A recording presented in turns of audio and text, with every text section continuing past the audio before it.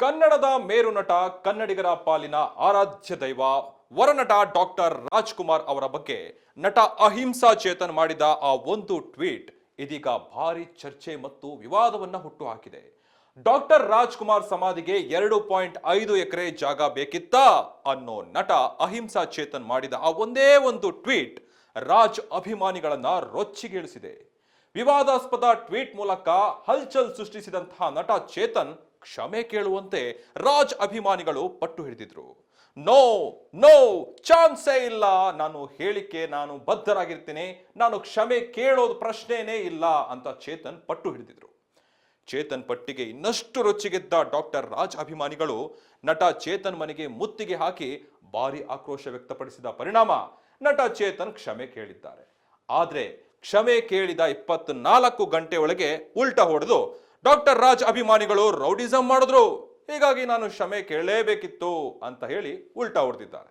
ಆದ್ರೆ ನಟ ಚೇತನ್ ಅಹಿಂಸಾ ಅವರು ಒಂದು ಮಾತು ಕೂಡ ಈಗ ಭಾರಿ ವಿವಾದ ಆಗ್ತಾ ಇದೆ. ರಾಜ್ಕುಮಾರ್ ಮಾಡಿದ ಗೋಕಾಕ್ ಚಳುವಳಿಯಲ್ಲಿ ಆ ಮುಟ್ಟಾಳ ಹುಟ್ಟೇ ಇರಲಿಲ್ಲ ರೀ ಅಂತ ಹಿರಿಯ ನಿರ್ಮಾಪಕ ಸಾರಾ ಗೋವಿಂದ್ ಏಕವಚನದಲ್ಲೇ ವಾಗ್ದಾಳಿಯನ್ನು ನಡೆಸಿದ್ದಾರೆ. ಆದ್ರೆ ನಟ ಚೇತನ್ ಕನ್ನಡ ಅಸ್ಮಿತೆಗೆ ಮಾಡಿದ ಅವಮಾನ ಅನ್ನೋ ಆಕ್ರೋಶಗಳು ವ್ಯಕ್ತವಾಗ್ತಾ ಇದೆ. ಇದೇ ಹೊತ್ತಿನ ಸ್ಪೆಷಲ್ ಡಾಕ್ಟರ್ ರಾಜ್ ರಾಕ್ ಮರೆಯಲಾಗದ ಗೋಕಾಕ್.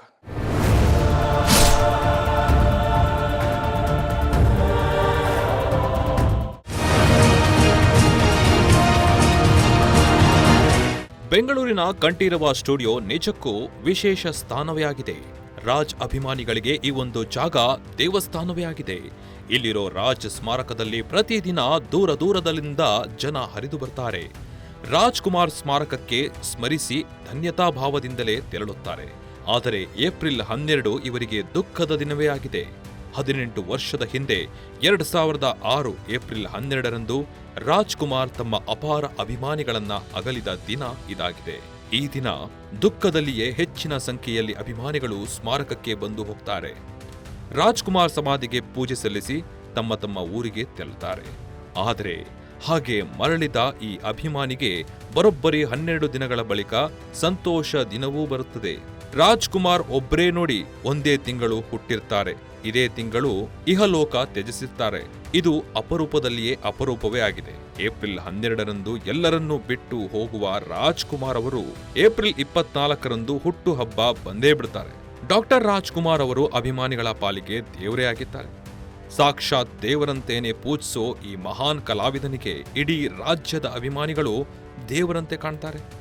ಅಭಿಮಾನಿಗಳ ಈ ಒಂದು ದೈವಶಕ್ತಿಯನ್ನ ನೀವು ಕಾಣಬೇಕು ಅಂತ ಅಂದ್ರೆ ಬೆಂಗಳೂರಿನ ರಾಜ್ಕುಮಾರ್ ಸ್ಮಾರಕಕ್ಕೆ ಬಂದ್ರೆ ಸಾಕು. ಅಲ್ಲಿ ನಿಮಗೆ ಇದರ ಸತ್ಯ ದರ್ಶನ ಆಗುತ್ತದೆ. ರಾಜ್ಕುಮಾರ್ ಅಭಿಮಾನಿಗಳನ್ನ ದೇವರನ್ನ ಅಂತ ಕರೀತಿದ್ರು. ನಿರ್ಮಾಪಕರನ್ನ ಅನ್ನದಾತರು ಅಂತ ಕೂಗಿ ಹೇಳ್ತಾ ಇದ್ರು. ಇದನ್ನ ರಾಜ್ ಪುತ್ರರು ನಂಬಿದ್ರು, ಅದನ್ನೇ ಪಾಲಿಸುತ್ತಿದ್ರು.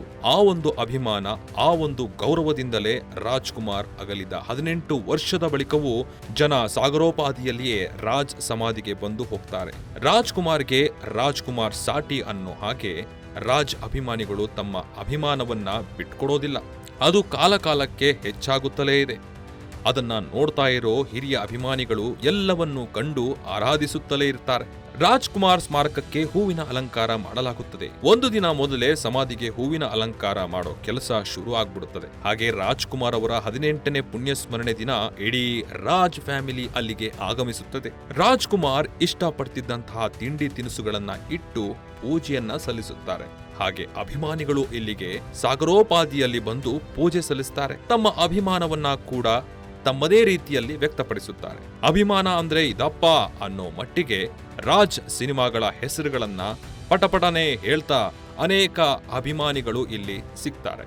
ರಾಜ್ಕುಮಾರ್ ಮೇಲಿನ ಪ್ರೀತಿ ಮತ್ತು ಅಭಿಮಾನ ಎಂದೂ ಕರಗೋದಿಲ್ಲ. ರಾಜ್ಕುಮಾರ್ ಸಿನಿಮಾಗಳು ಟಿವಿಲಿ ಬಂದ್ರೆ ಇನ್ನೆಷ್ಟೇ ಕುತೂಹಲದಿಂದ ಜನ ಸಿನಿಮಾಗಳನ್ನ ನೋಡ್ತಾರೋ ಅಷ್ಟೇ ಕುತೂಹಲದಿಂದ ನೇರವಾಗಿ ಅಪ್ಪಿ ಮಾತನಾಡ್ತಾರೆ. ಇನ್ನು ಪ್ರೀತಿ ಜಾಸ್ತಿ ಆದ್ರೆ ಅಣ್ಣವ್ರು ನೋಡ್ರಿ ಅಂತಾಲೂ ಹೆಮ್ಮೆಯಿಂದ ಹೇಳ್ತಾರೆ. ಅಷ್ಟು ಪ್ರೀತಿ ಮತ್ತು ಅಭಿಮಾನವನ್ನ ಗಳಿಸಿದ ರಾಜ್ ಎಂದೆಂದಿಗೂ ಜೀವಂತ ನೋಡಿ. ತಮ್ಮ ಚಿತ್ರಗಳ ಮೂಲಕ, ತಮ್ಮ ಆದರ್ಶಗಳ ಮೂಲಕ ರಾಜ್ ಎಲ್ಲರಿಗೂ ಮಾದರಿ ಮತ್ತು ಸ್ಫೂರ್ತಿಯಾಗಿದ್ದಾರೆ ಅನ್ನೋದು ಕೋಟಿ ಅಭಿಮಾನಿಗಳ ನಂಬಿಕೆ. ಇಂತಹ ನಂಬಿಕೆ ಇವತ್ತಿಗೂ ಜೀವಂತ ಇಟ್ಟುಕೊಂಡಿರುವ ಡಾಕ್ಟರ್ ರಾಜ್ ಕುಟುಂಬ ಮತ್ತು ಅಭಿಮಾನಿಗಳು ಡಾಕ್ಟರ್ ರಾಜ್ರ 97ನೇ ಜನ್ಮದಿನೋತ್ಸವವನ್ನ ಸಂಭ್ರಮದಿಂದ ಆಚರಿಸಿ ಸಮಾಧಿ ಬಳಿ ತೆರಳಿ ಪೂಜೆ ಸಲ್ಲಿಸಿದರು. ಹೀಗೆ ಸಂಭ್ರಮ ಸಡಗರದಿಂದ ಅವರ ಜನ್ಮದಿನ ನಡೆದ ಕೆಲವೇ ದಿನಗಳಲ್ಲಿ ನಟ ಚೇತನ್ ಅಹಿಂಸಾ ಮಾಡಿದ ಟ್ವೀಟ್ ಡಾಕ್ಟರ್ ರಾಜ್ ಅಭಿಮಾನಿಗಳ ಕಣ್ಣನ್ನು ಕೆಂಪಾಗಿಸಿದೆ. ಈ ಒಂದು ಟ್ವೀಟ್ ಕನ್ನಡದ ಅಸ್ಮಿತೆಯನ್ನೇ ಪ್ರಶ್ನಿಸಿದೆ ಅಂತ ಅಭಿಮಾನಿಗಳು ಅಕ್ಷರಶಃ ರೊಚ್ಚಿಗೆದ್ದಿದ್ದಾರೆ. ಕನ್ನಡ ರಾಜ್ಯೋತ್ಸವ ಬಂತೆಂದರೆ ನಮ್ಮ ಭಾಷೆಯನ್ನ ಬೆಳೆಸಿದ, ಮೆರೆಸಿದ, ಗಡಿ ಸೀಮೆಗಳಾಚೆ ಕನ್ನಡದ ಕಂಪನ್ನ ಹರಿಸಿದ ರಾಜ್ಯದ ಅನೇಕ ಮಹನೀಯರ ನೆನಪಾಗುತ್ತದೆ. ಈ ಎಲ್ಲ ಮಹನೀಯರ ಪಟ್ಟಿಯಲ್ಲಿ ಪ್ರಮುಖ ಸ್ಥಾನ ಅಲಂಕರಿಸುವುದು ಕನ್ನಡದ ಆರಾಧ್ಯ ದೈವರಾದಂಥ ಡಾಕ್ಟರ್ ರಾಜ್ಕುಮಾರ್. ಕರ್ನಾಟಕ ಇತಿಹಾಸದಲ್ಲಿ ಕನ್ನಡ ಭಾಷೆಯ ಬಗ್ಗೆ ಇವರಿಗೆ ನಡೆದ ಅರ್ಥಪೂರ್ಣ, ಪರಿಪೂರ್ಣಕಾರಿ ಹಾಗೂ ಅತ್ಯಂತ ಪ್ರಬಲ ಹೋರಾಟವೆಂದು ಅದು ಗೋಕಾಕ್ ಚಳುವಳಿ.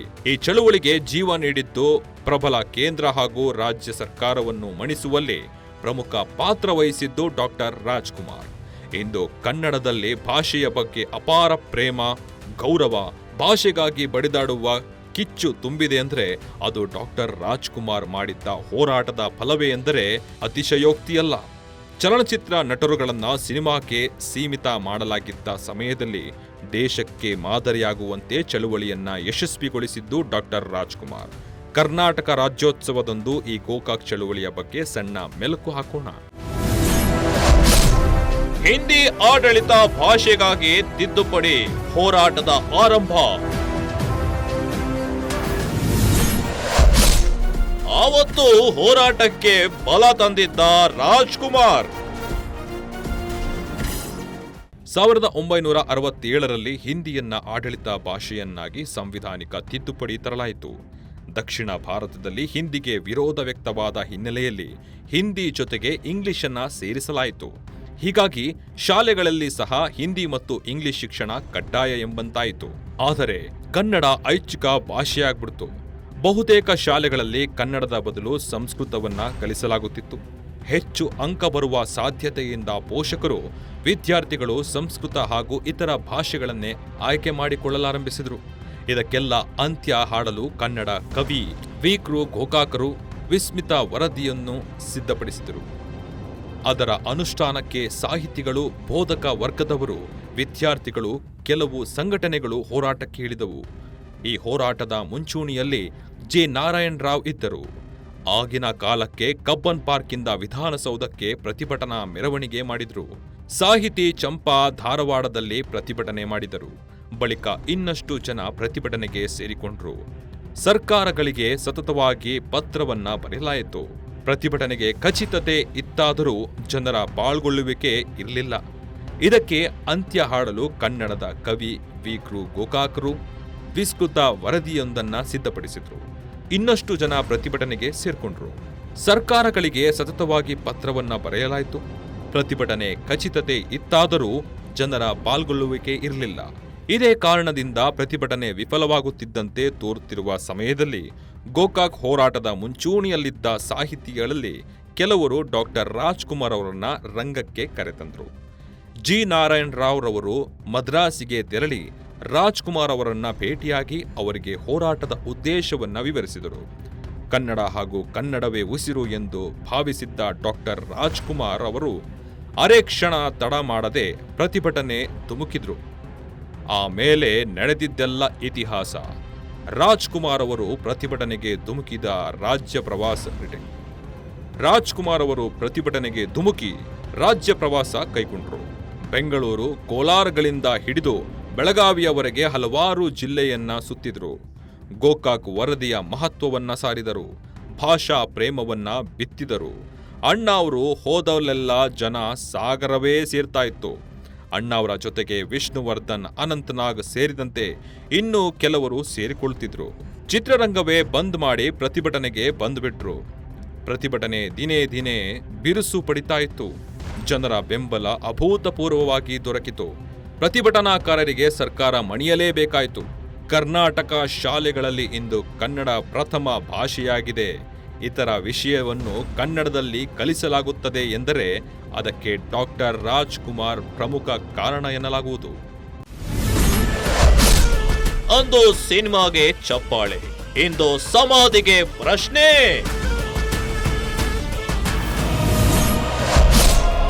ಯಾರಿದು ಚೇತನ್ ಕುಮಾರ್ ಅಹಿಂಸಾ ಎನ್ನಾರಿ? ಬೆಂಗಳೂರಿನ ಬಸವೇಶ್ವರ ನಗರದ ಕಂಠೀರವ ಸ್ಟುಡಿಯೋದಲ್ಲಿರುವ ಡಾಕ್ಟರ್ ರಾಜ್ಕುಮಾರ್ ಸ್ಮಾರಕ ಸಂಕೀರ್ಣ, ಅಣ್ಣಾವರ ಸಮಾಧಿ, ಅವರ ಪತ್ನಿ ಪಾರ್ವತಮ್ಮ ರಾಜ್ಕುಮಾರ್ ಸಮಾಧಿ, ಮ್ಯೂಸಿಯಂ, ಪಾರ್ಕ್ ಎಲ್ಲಾ ಸೇರಿ ಸುಮಾರು 2.5 ಎಕರೆ ವಿಸ್ತೀರ್ಣ ಹೊಂದಿದೆ. ಇನ್ನು ಪ್ರತಿದಿನ ರಾಜ್ಯ, ಹೊರ ರಾಜ್ಯದಿಂದ, ವಿದೇಶದಿಂದ ಸಾವಿರಾರು ಅಭಿಮಾನಿಗಳು ಬಂದು ನಮನ ಸಲ್ಲಿಸುವ ಪುಣ್ಯಭೂಮಿ ಇದು. ಕನ್ನಡಿಗರ ಪಾಲಿಗೆ ಇದೊಂದು ಭಾವನಾತ್ಮಕ ಕೇಂದ್ರ, ಶಕ್ತಿ ಕೇಂದ್ರ. ಆದರೆ 2026ರ ಏಪ್ರಿಲ್ 24ರಂದು ಈ ಪವಿತ್ರ ಜಾಗದ ಬಗ್ಗೆನೇ ಪ್ರಶ್ನೆ ಎದ್ದಿದೆ. ನಟ ಚೇತನ್ ಅಹಿಂಸಾ ತಮ್ಮ ಅಧಿಕೃತ ಎಕ್ಸ್ ಖಾತೆಯಲ್ಲಿ ಹೀಗೆ ಬರೆದುಕೊಂಡಿದ್ದಾರೆ: ನಾನು ಡಾಕ್ಟರ್ ರಾಜ್ಕುಮಾರ್ ಅವರನ್ನ ಮಹಾನ್ ಕಲಾವಿದ ಅಂತ ಗೌರವಿಸ್ತೇನೆ. ಅವರ ಕೊಡುಗೆ ಅಪಾರ. ಆದರೆ ಬೆಂಗಳೂರಿನ ಸಿಟಿ ಸೆಂಟ್ರಲ್ನಲ್ಲಿ ಸಮಾಧಿಗಾಗಿ 2.5 ಎಕರೆ ಪ್ರೈಮ್ ಲ್ಯಾಂಡ್ ಮೀಸಲಿಡೋದು ಎಷ್ಟು ಸರಿ? ಬೆಂಗಳೂರಿನಲ್ಲಿ ಇವತ್ತು ಜಾಗದ ಕೊರತೆ ವಿಪರೀತ ಇದೆ. ಸರ್ಕಾರಿ ಆಸ್ಪತ್ರೆ, ಶಾಲೆ, ಪಾರ್ಕ್ಗಳಿಗೆ ಜಾಗ ಇಲ್ಲ. ಇದು ವೋಟ್ ಬ್ಯಾಂಕ್ ಪಾಲಿಟಿಕ್ಸ್ ಅಲ್ವಾ? ಪಬ್ಲಿಕ್ ಲ್ಯಾಂಡ್ ಹಂಚಿಕೆ ಲಾಂಗ್ ಟೈಮ್ ವಿಷನ್ ಮತ್ತು ಪಬ್ಲಿಕ್ ಯುಟಿಲಿಟಿ ಮೇಲೆ ಆಗಿರಬೇಕು ಅನ್ನೋದು ಚೇತನ್ ವಾದವಾಗಿತ್ತು. ಯಾರಿದು ಚೇತನ್? ಚೇತನ್ ಕುಮಾರ್ ಅಹಿಂಸಾ ಮೂಲತಃ ಅಮೆರಿಕದವರಾಗಿದ್ದು ಅನಿವಾಸಿ ಭಾರತೀಯರಾಗಿದ್ದಾರೆ. ನಟ, ಸಾಮಾಜಿಕ ಕಾರ್ಯಕರ್ತ ಹಾಗೂ ರಾಜಕೀಯ ವಿಶ್ಲೇಷಕ ಕೂಡ ಹೌದು. ಅಂಬೇಡ್ಕರ್, ಪರಿಯಾರ್, ಬಸವಣ್ಣ, ಕುವೆಂಪು ಅವರ ವಿಚಾರಧಾರ ಫಾಲೋ ಮಾಡ್ತಾ ಇರುವಂತಹ ಚೇತನ್ ಆ ದಿನಗಳ ಮೂಲಕ ಬ್ರೇಕ್ ತಂದುಕೊಟ್ಟಂತಹ ಕನ್ನಡ ಸಿನಿಮಾ ಅಣ್ಣಾವರ ಸಿನಿಮಾ ನೋಡ್ತಾ ಬೆಳೆದ ಹುಡುಗ ಇಂದು ಅಣ್ಣಾವರ ಸಮಾಧಿ ವಿಚಾರವಾಗಿ ವಿರೋಧ ಮಾಡ್ತಾ ಇರೋದಕ್ಕೆ ಅಣ್ಣಾವರ ಅಭಿಮಾನಿಗಳು ಕ್ಷಮೆಯಾಚಿಸುವಂತೆ ಪಟ್ಟು ಹಿಡಿದಿದ್ದು ಕ್ಷಮೆ ಕೇಳಿಸಿದ್ದಾರೆ. ನಾಯಕ್ ಅವರು, ಯೋಗೇಶ್ ಅವರು ಬಂದು ನಾವು ಅನೇಕ ವಿಚಾರಗಳು ಹಂಚ್ಕೊಂಡಿದ್ವಿ. ಅವ್ರು ಬಂದಾದ್ಮೇಲೆ ಮತ್ತೆ ಶಿವರಾಮೇಗೌಡರು ಬಂದಾದ್ಮೇಲೆ ನಾನು ಕೂಡ ಯಾರಿಗಾರು ಮನಸ್ಸಿಗೆ ಮತ್ತೆ ರಾಜ್ಕುಮಾರ್ ಅಭಿಮಾನಿಯವರ ಸಂಘದವರಿಗೆ ಮನಸ್ಸಿಗೆ ನೋವಾಗಿದೆ, ಅದು ನನ್ನ ಕಡೆಯಿಂದ ನಾನು ವಿಚಾರ ವ್ಯಕ್ತಪಡಿಸ್ತೀನಿ. ನಾನು ಕ್ಷಮೆನೂ ಕೇಳ್ತೀನಿ. ಮತ್ತೆ ಮುಖ್ಯವಾಗಿ ಯಾರ ಮನಸ್ಸು ನೋವು ಮಾಡೋದು ನನ್ನ ಉದ್ದೇಶ ಅಲ್ಲ. ರಾಜ್ಕುಮಾರ್ ಅಭಿಮಾನಿಗಳು ನಾನು ಸಹ. ಆದರೆ ಮುಖ್ಯವಾಗಿ ನಮ್ಮ ಸಮಾಜದ ಜಾಗೃತಿ ಆಗಬೇಕು, ಉತ್ತಮ ಪ್ರಜಾಪ್ರಭುತ್ವ ಕಟ್ಟಬೇಕು. ರಾಜ್ಕುಮಾರ್ ಅವರು ಕಂಡ ಕನಸಿನ ಚಿತ್ರರಂಗ ನಾವು ಕೂಡ ಕಟ್ಟಬೇಕು. ಅದು ನಮ್ಮ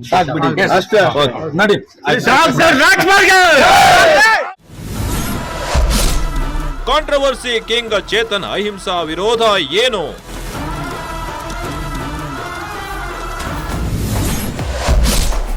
ರಾಜ್ ಅಭಿಮಾನಿಗಳ ಕ್ಷಮೆ ಕೇಳಿದ್ದ ಚೇತನ್ ಉಲ್ಟಾ ಹೊಡೆದಿದ್ಯಾಕೆ? ಇನ್ನು ಚೇತನ್ ಟ್ವೀಟ್ ವೈರಲ್ ಆಗ್ತಿದ್ದಂತೆ ರಾಜ್ಯಾದ್ಯಂತ ಅಣ್ಣಾವರ ಅಭಿಮಾನಿಗಳು ಸಿಡಿದಿದ್ದಾರೆ. ಸೋಷಿಯಲ್ ಮೀಡಿಯಾದಲ್ಲಿ ಟ್ರೆಂಡ್ ಆಗಿದೆ.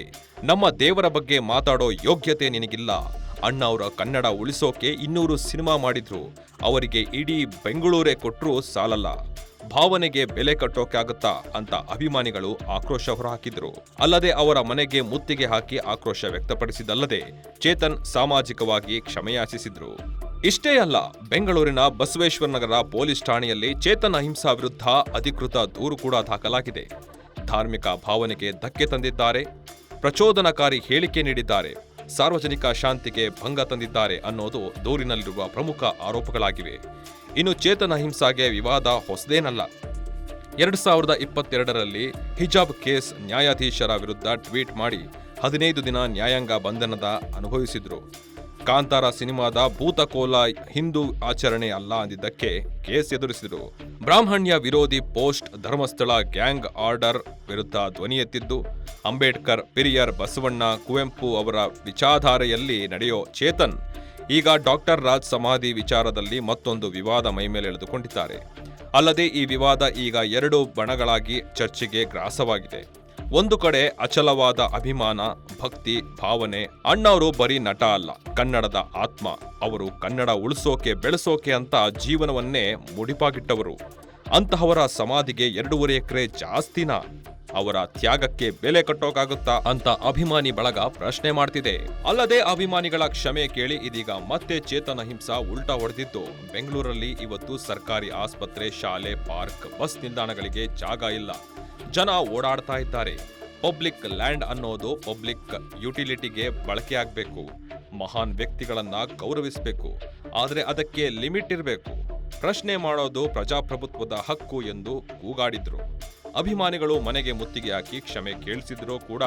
ಸರ್ಕಾರದ ಯೋಜನೆಯಿಂದ ಒಬ್ಬೊಬ್ಬರಿಗೆ ಲ್ಯಾಂಡ್ ಕೊಟ್ಟರು, ಉಳಿದವರಿಗೆ ಕೊಟ್ಟಿಲ್ಲ ಅಂತ ಅಂದ್ರೆ ಅದು ಚಿತ್ರರಂಗದಲ್ಲಿ ಗಲಾಟೆ ಆಗುತ್ತೆ. ನಾನು ಡಾಕ್ಟರ್ ರಾಜ್ಕುಮಾರ್ ಅವರನ್ನ ಟಾರ್ಗೆಟ್ ಮಾಡಿ ಮಾತಾಡ್ತಿಲ್ಲ, ಧಮ್ಕಿಗೆಲ್ಲ ಹೆದರಲ್ಲ, ಸೌಜನ್ಯದಿಂದ ಮಾತನಾಡಿದ್ರೆ ಒಪ್ಪಿಕೊಳ್ತೀನಿ ಅಂತ ಸಮಜಾಯಿಷಿ ನೀಡಿದ್ದಾರೆ. ಡಾಕ್ಟರ್ ರಾಜ್ಕುಮಾರ್ ಸಮಾಧಿ ವಿಚಾರ ಈಗ ರಾಜಕೀಯ, ಸಾಮಾಜಿಕ, ಕಾನೂನಾತ್ಮಕ ಚರ್ಚೆಗೆ ವೇದಿಕೆಯಾಗಿತ್ತು. ಈ ವಿವಾದ ಎಲ್ಲಿ ಹೋಗಿ ನಿಲ್ಲುತ್ತದೆ ಅನ್ನೋದನ್ನ ಕಾದು ನೋಡಬೇಕಿದೆ. ಒಟ್ಟಿನಲ್ಲಿ ಕನ್ನಡಿಗರ ಭಾವನೆಗಳ ಕೇಂದ್ರ ಬಿಂದು ಆಗಿರುವಂತಹ ಡಾಕ್ಟರ್ ರಾಜ್ಕುಮಾರ್ ಸಮಾಧಿ ವಿಚಾರ ಈಗ ರಾಜಕೀಯ, ಸಾಮಾಜಿಕ, ಕಾನೂನಾತ್ಮಕ ಚರ್ಚೆಗೆ ವೇದಿಕೆಯಾಗಿದೆ. ಒಂದು ಕಡೆ ದೇವರ ಸ್ಥಾನದಲ್ಲಿರುವಂತಹ ಅಣ್ಣ ಅವರ ಮೇಲಿನ ಅಚಲವಾದ ಅಭಿಮಾನ, ಇನ್ನೊಂದು ಕಡೆ ಪಬ್ಲಿಕ್ ಆಸ್ತಿ ಜಾಗದ ಹಂಚಿಕೆ ಬಗ್ಗೆ ಎದ್ದಿರುವಂತಹ ಪ್ರಶ್ನೆ. ಈ ವಿವಾದ ಎಲ್ಲಿ ಹೋಗಿ ನಿಲ್ಲುತ್ತೆ? ಚೇತನ್ ಅಹಿಂಸಾ ಅವರ ವಾದದಲ್ಲಿ ಹುರುಳಿದ್ಯಾ ಅಥವಾ ಕೋಟಿ ಕೋಟಿ ಅಭಿಮಾನಿಗಳ ಭಾವನೆಗೆ ಬೆಲೆ ಕಟ್ಟೋಕಾಗುತ್ತಾ? ಕಾಲವೇ ಉತ್ತರಿಸಬೇಕು. ಅಣ್ಣವರು ಹೇಳಿದಂಗೆ ಮನುಜಮತ ವಿಶ್ವಪಥ, ಸಕಲರಿಗೂ ಸಮ್ಮತ, ಈ ಮಂತ್ರವನ್ನ ಎಲ್ಲರೂ ನೆನ್ಪಿಟ್ಕೊಂಡ್ರೆ ಸಾಕು. ಅಭಿಮಾನಿಗಳ ಪಾಲಿಗೆ ರಾಜ್ಕುಮಾರ್ ಇವತ್ತಿಗೂ ಹೀರೋನೇ. ಕನ್ನಡ ಚಿತ್ರರಂಗ ಮಾತ್ರವಲ್ಲದೆ ಇಡೀ ಭಾರತೀಯ ಚಿತ್ರರಂಗವನ್ನೇ ತಿರುಗಿ ನೋಡುವಂತೆ ಮಾಡಿದ ಅಪ್ಪಟ ಕನ್ನಡಿಗ ಅಸ್ಮಿತೆಯನ್ನ ಮಾಡಿದ್ರ ಅಹಿಂಸಾ ಚೇತನ್ ಅನ್ನೋದು ಈಗ ದೊಡ್ಡ ಪ್ರಶ್ನೆಯಾಗಿದೆ. ವಿಚಾರ ಏನೇ ಇರಲಿ, ಡಾಕ್ಟರ್ ರಾಜ್ಕುಮಾರ್ಗೆ ರಾಜ್ಕುಮಾರ್ ಅವರೇ ಸಾಟಿ ಅಂತ ಹೇಳ್ತಾ ಇವತ್ತಿನ ಸ್ಪೆಷಲ್ ಮುಗಿಸ್ತಾ ಇದ್ದೀನಿ. ಡಾಕ್ಟರ್ ರಾಜ್ ರಾಕ್, ಮರೆಯಲಾಗದ ಗೋಕಾಕ್. ನಿರಂತರ ಸುದ್ದಿಗಾಗಿ ನೋಡ್ತಾ ಇರಿ ಸಂಪೂರ್ಣ ನ್ಯೂಸ್. ಇದು ನೊಂದವರ ಧ್ವನಿ.